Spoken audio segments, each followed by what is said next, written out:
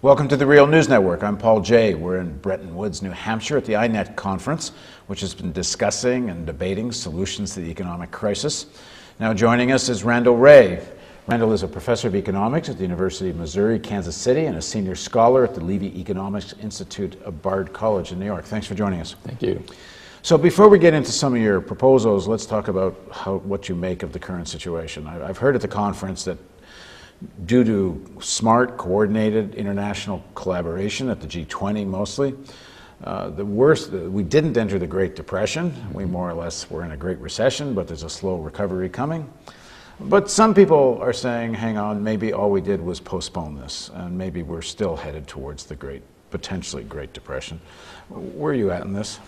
Well, first, I wouldn't quite say that we had a really smart intervention. I think that a lot of the policies actually were not very well thought out. In any case, I don't believe that the crisis is behind us. I think that in many ways, things actually look worse now than they did in 2007. Give us examples. Well, I think that we have consolidated many already too large financial institutions. The concentration among the biggest financial institutions is even bigger than it was in 2007. They still are loaded with most of the bad assets that they had in 2007. If anything, the real estate sector is much worse than it was in 2007. Defaults are continuing to rise, foreclosures are rising. There are losses every time you foreclose on a house. So the banks still have the bad assets. We've lost over 8 million jobs, and of course many new people have come into the labor market since then, so that the shortfall in jobs will, even the most optimistic projections are that it will be many, many years before we create enough jobs. Well, profits have recovered. And there's certainly there's little sense of urgency anymore. You know, a couple of years ago we're told we're looking into the apocalypse. Yeah. Now there's and globally in terms of financial, political, and financial elites, there's little sense of urgency about the situation. It's kind of back to business. Unfortunately, that's true. And the biggest financial institutions are back to business as usual, and we know where that led last time. They're going to reproduce the same conditions. And do they not believe that, or they simply came out of it well enough last time, so why worry about going into it again? Yeah, from their point of view, everything turned out fine. And so why not continue with what they were doing? Now, let me say, there is one huge elephant in the room, however you want to phrase this, and that is the deficit cutting hysteria that has gripped most nations. And that is going to lead to cutbacks in government spending, which could very well precipitate the next crisis as spending declines, as unemployment continues to go up, as more people lose their jobs and default on their debt. And the other factor that takes place with unemployment so high is wages go down. So on the demand side, it's getting worse. They're going to cut back on the government side. It's hard to understand how this doesn't have a recessionary effect, and they must know that. They're not fools. So what is their, what do you think is their strategy here? Well, not fools. I don't know. I'm not quite so convinced. Well, they know how to make money, that's for sure. Well, they know how to cook the books. That is a somewhat different matter. And I think that the largest financial institutions are cooking the books. I think that their reported profits are mostly false.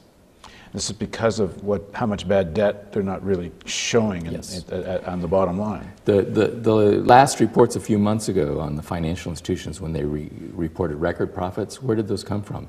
They reduced their loan loss reserves. That's where the profits came from. They're setting aside less money to take care of bad debts. This is ridiculous.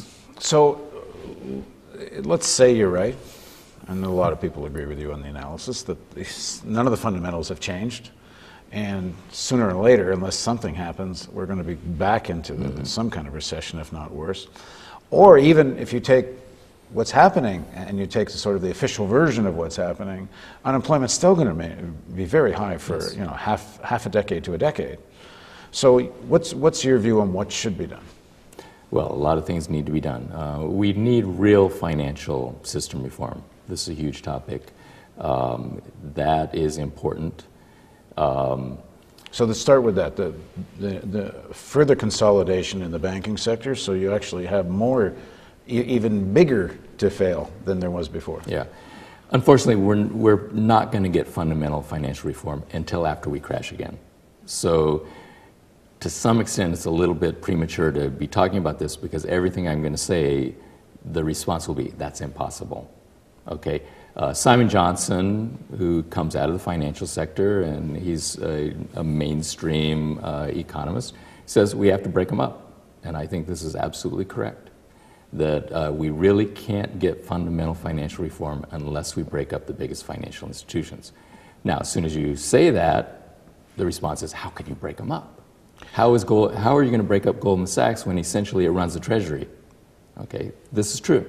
So unfortunately, we won't see fundamental reform until crisis. What I would say is not how can you break them up, because I agree with you, at a moment of great crisis, the conversation will come back on the table about breaking them up. But what we saw last time wasn't like one big bank that was too big to fail. We saw an entire sector that was all doing the same stuff. So if you break them up, why don't you still just have a bunch of smaller players, but all doing the same stuff, proprietary trading and not enough leveraging, and I mean too much leveraging, and all kinds of risky investments. Like, it's so systemic. Yes. I don't see how breaking it up in itself is a solution. It maybe you go part way, but it's part of a solution. That's correct. However, it wasn't true that all banks were doing this. It's the top 10 banks. That is where all those problems were. Now, smaller banks are failing because of the state of the economy. They didn't do the toxic waste. They didn't do the subprime mortgage securitization. But now that we have a real estate crisis all across the country and people can't make payments on their loans, smaller banks are starting to fail.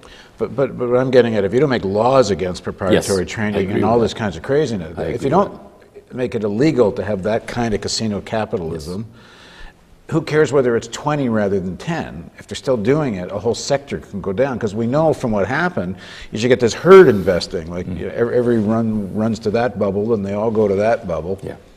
No, that's absolutely right. So there are different ways to break up a bank. Okay, when and if the next crisis hits, and you have an insolvent institution, we know what the FDIC is supposed to do. They are supposed to resolve that institution. They're not supposed to keep them in business and allow them to continue to do what they did to get into the crisis. So at that point, you can break them up. If we had the political will, we could also say that no bank with a bank charter, should be allowed to do proprietary trading. And so we let Goldman Sachs choose, would you rather be a bank or would you rather be a trader? You can't do both. You know, this is sort of bringing back Glass-Steagall. And this is where you get into the politics of it, because that was something that was discussed during financial reform. Yeah. And you get into the situation where Wall Street, when we're talking finance reform, although it applies in other sectors of the economy, have so much power in Washington that it doesn't matter whether you have a good idea, in the sense that you can't get it past the power of money in Washington. Yes. So very unfortunate.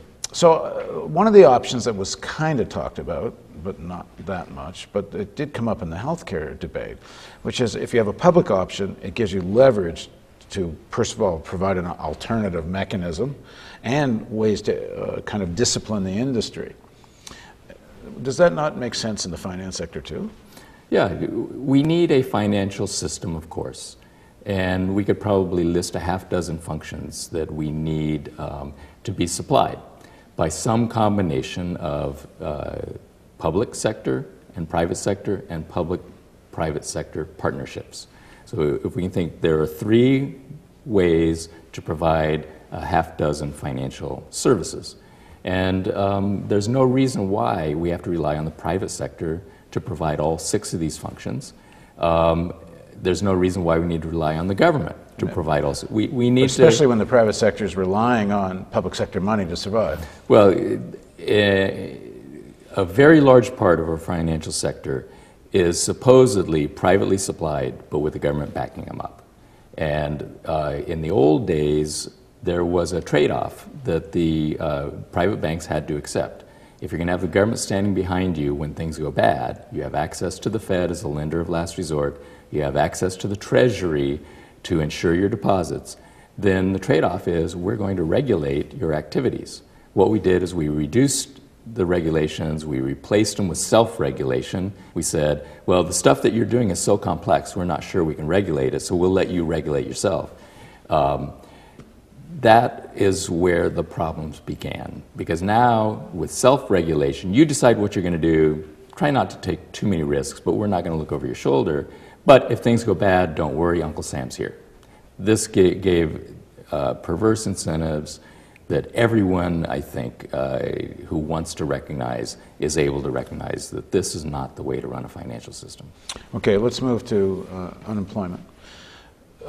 Talk about your proposals in terms of ways to lower unemployment and get closer to a full employment economy. Okay, so there are immediate things we can do right now to deal with the crisis. What we need to do is to get more income into the hands of households, more income into the hands of state and local governments.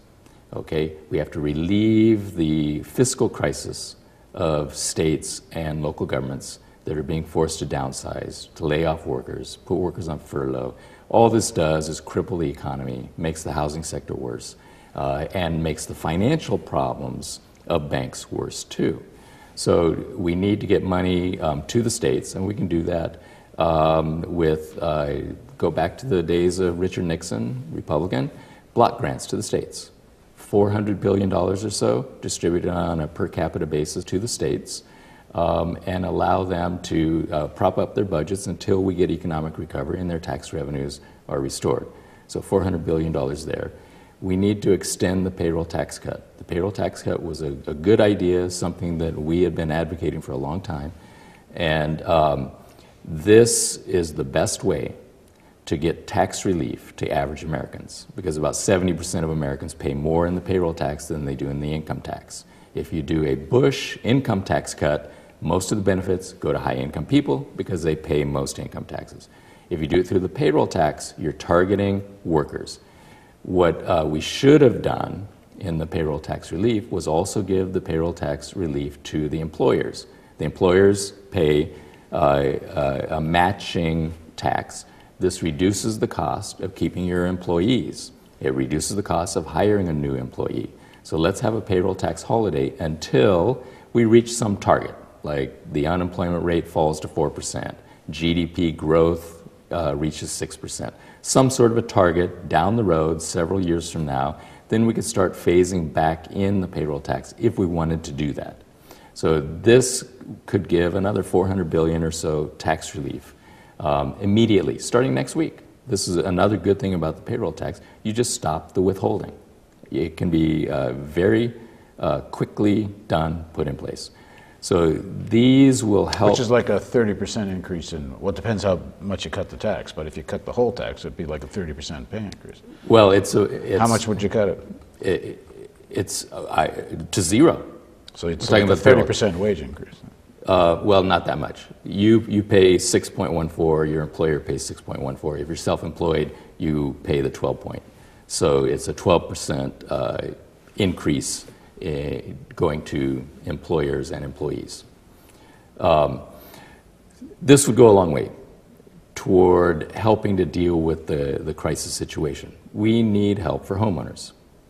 And this is going to take a little bit longer to formulate, but we've got to stop the foreclosures. Stop the foreclosures immediately. We know, this is a big topic, I don't know how much time we spend on it, but we know that foreclosure fraud is massive, and it could be that almost all foreclosures are fraudulent. We need to stop this. Foreclosures are not good for the holders of the mortgage-backed securities, and they're not good, obviously, for the homeowners. Throwing people out of their homes makes no sense. Okay. So stop that immediately. And then we need to get mortgage relief. So the best thing to do would be to provide better mortgages, better terms to indebted homeowners.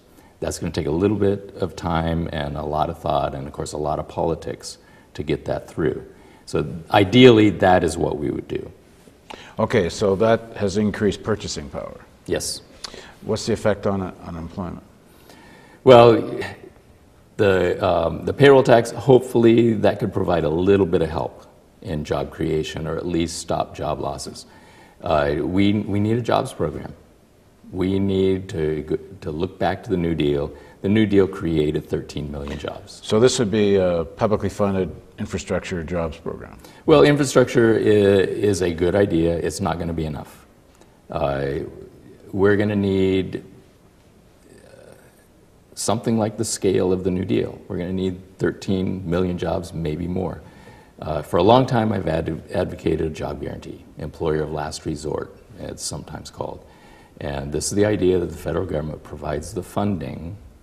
It provides the funding. Doesn't mean it creates the job. It doesn't mean that it designs every project and manages every project. But it provides the funding for the wages for a universal job creation program so that anyone who is willing to work at the program wage and benefit package. And what are you imagining that is, that wage? Because this is where we get into the whole issue of how inflationary is this.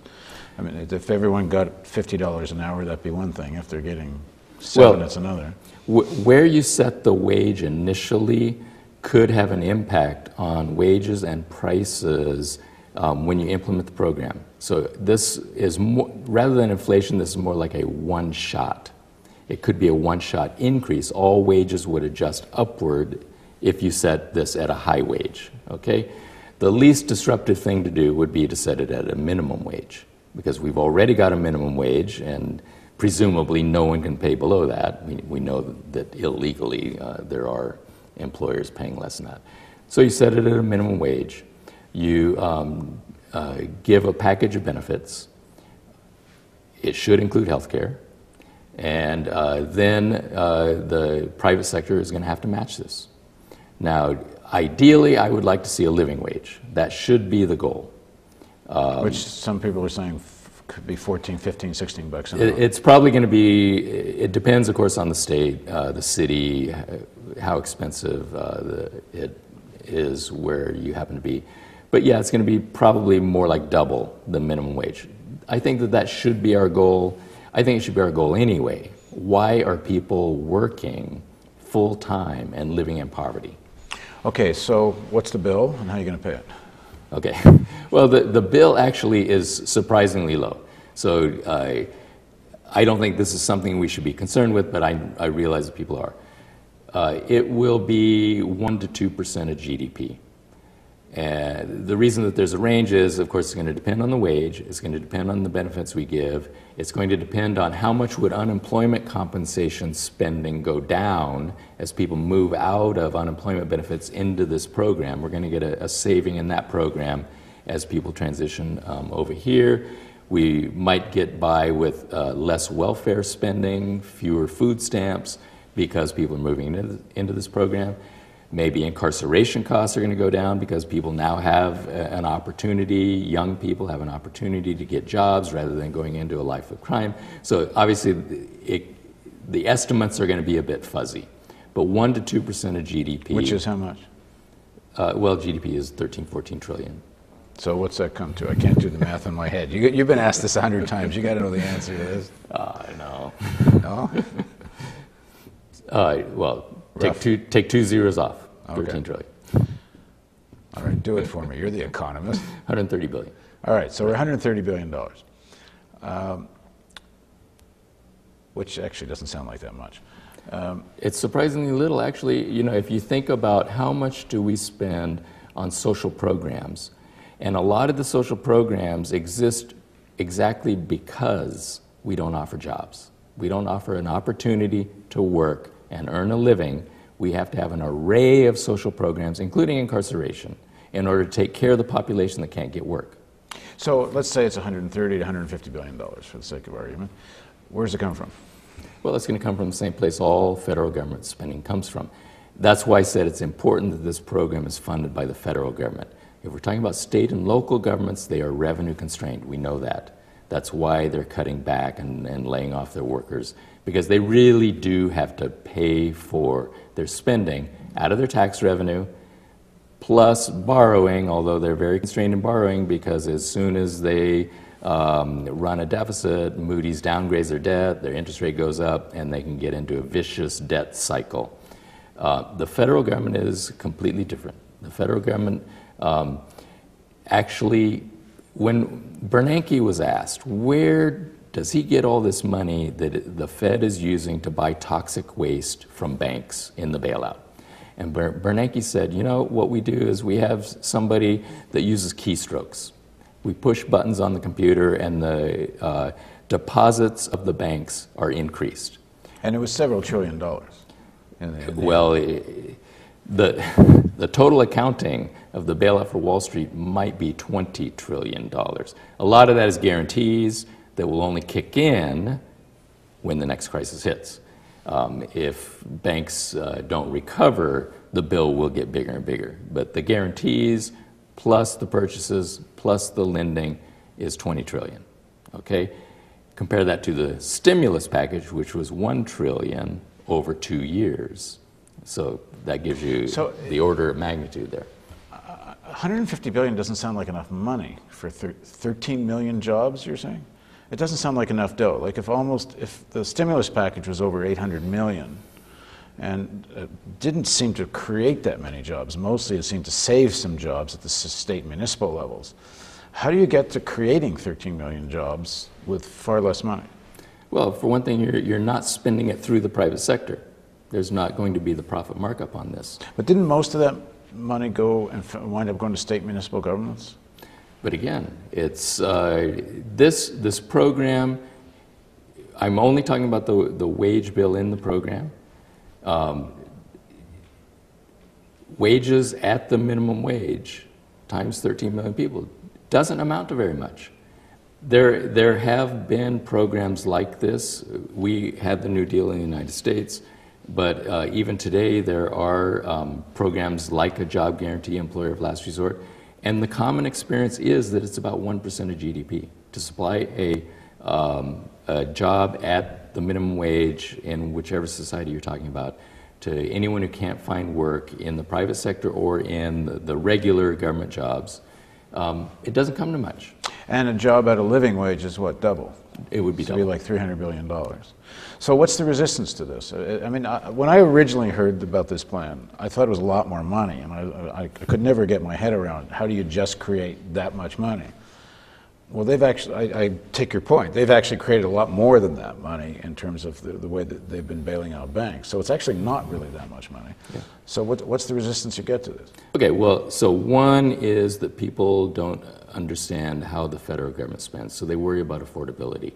Now, I know you could say on even conventional terms, this doesn't sound like a whole lot of money, but still they're going to say, but hold, the federal government's already broke. How are they going to pay for this? Okay, we've already got a $1 trillion budget deficit, so you're going to be adding to the budget deficit. So you need to explain that Bernanke was right, that this is not a question of the government doesn't have the money. The government creates the money as it spends. If you're a Social Security recipient on the first of the month, what happens is that you get a credit to your bank account. Where did the money come from? A keystroke. Okay? As Bernanke said, it's exactly the same way that the Fed buys toxic waste from banks. It's a keystroke. Okay, this is the same way that the Treasury credits the Social Security recipient. So the critique of this is at some point it becomes inflationary. Okay, so then the second issue is the inflation issue. The way this program is designed, it's a higher off the bottom scheme. It is a fixed price floating quantity. That sounds a little bit technical, but the idea is the government doesn't bid against the private sector to get employees into this program. It just offers, it says, we're going to pay $7.50 an hour. If you want a job, we will pay the wages for the job, okay? If the private sector wants to hire people out of this program, all they have to do is pay $7.55, okay? And when the private sector offers $7.55, the government doesn't say, we'll pay you $7.60. You see, they don't bid against the private sector. They have a fixed wage. A fixed wage provides a wage floor, It doesn't push wages up. It prevents them from falling below the floor. So The wage itself is not going to pressure private sector wages. Well, I can imagine that it could in some ways, although I don't know why that would be a bad thing. But the more desperate and unemployed people are, the more you can beat people up, including unionized workers and others. I mean, it could have somewhat of an upward pressure, although, as I said, it seems to me that would be a good thing, not a bad thing. Yeah, but against that, what you're doing is you're creating a pool of employable labor, people who are going to work every day. They're proving that they're ready, willing, and able to work. They're gaining skills on the job. They will be more desirable for the private sector. And so I don't see this as a bad thing for the private sector either. It could actually reduce their hiring costs. They don't have to go take a chance on someone who's been out of work for a year, whether they're going to be a good employee, whether they're going to show up on time. They've already got the employment record. This person has been in this program. So I don't think the business costs actually will go up because of the program. What are the limits of this kind of strategy? You know, as I say, $300 billion in this economy is not a lot of money. But what are the limits of how much you can do this? I mean, you know, if you want to extend it into the ridiculous, you know, you could just give everybody $20,000 a year, and that would be a great stimulus. Like, where is there a limit to how much you can just create money and distribute it?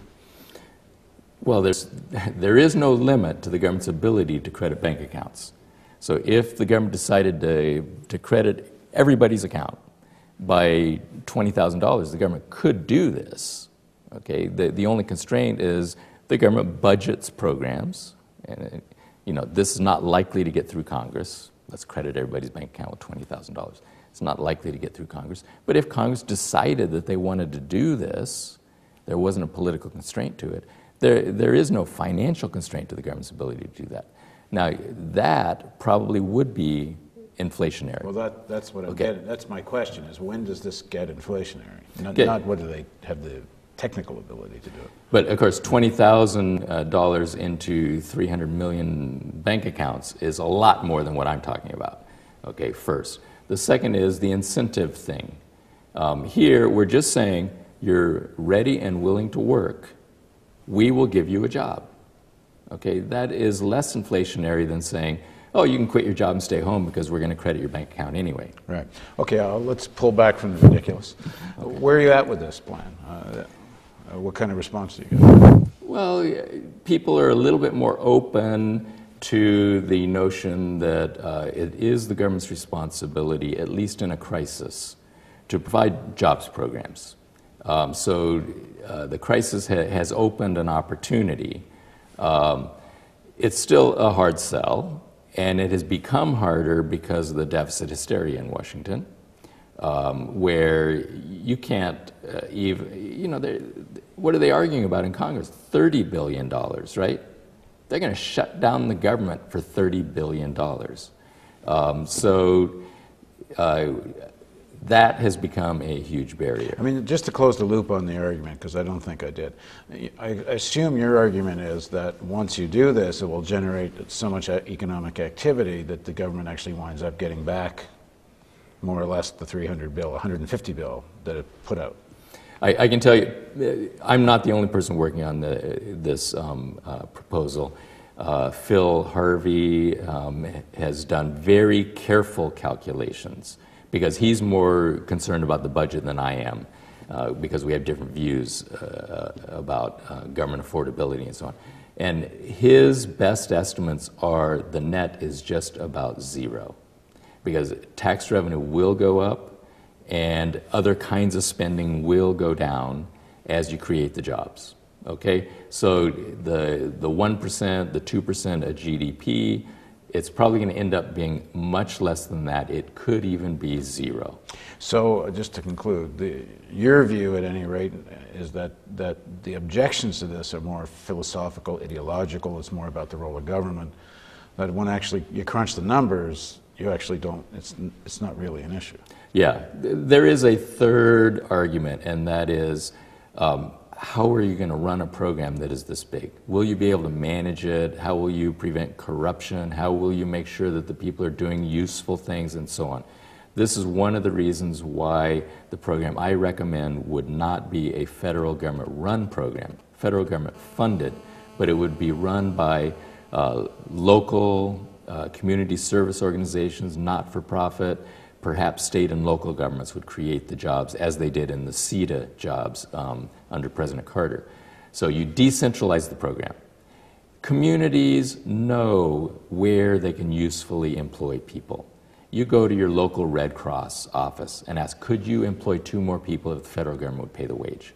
And how long does the program last? Well, as I was saying, we are making some headway because of the crisis, because people see it as a crisis, anti-crisis program, and that is the way that the New Deal job creation programs were seen. Now, I think that was a mistake.